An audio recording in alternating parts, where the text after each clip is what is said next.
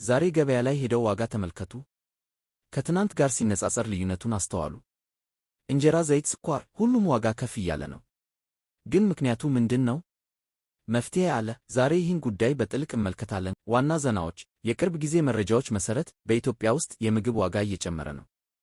በተለይ በከተሞች ውስጥ የሕዝብ ጭንቀት ጨምሯል። የዋጋ ጭማሪ ምክንያቶች: የውጭ ምንዛሬ እጥረት፣ የዓለም ገበያ ተጽዕኖ፣ የእርሻ ምርት ችግሮች፣ የመጓጓዣ ዋጋ መጨመር። ኢኮኖሚ ባለሙያዎች እንደሚሉት ይህ ሁኔታ በቀላሉ አይቆምም ይላሉ። ነገር ግን መንግሥት የቁጥጥር እርምጃዎች እየወሰደ መሆኑ ተገልጿል። የሕዝብ አስተያየት 2 ደቂቃ። እኛ ቤተሰብ 5 ነን፣ ወርሃዊ ደመወዝ አይበቃም የሚል አንድ ዜጋ።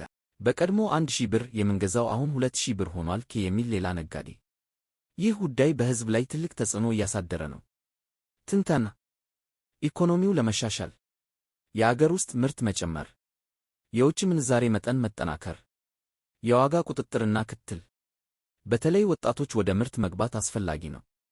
መዝጊያ (Call to Action) 1 ደቂቃ። እርስዎ ምን ያስባሉ?